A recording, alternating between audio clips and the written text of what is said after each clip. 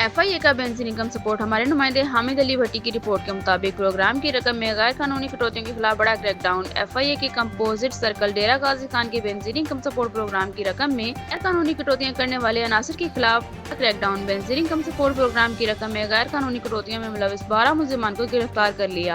مار کر کارروائیاں اسکول ڈاٹ اور کوٹ چٹھا پر کی گئیں۔ گرفتار ملزمان مستحق خواتین کو دی جانے والی مالی امداد میں سے فی کس 1000 سے 1500 روپے قانونی کمیشن کے طور پر تھے۔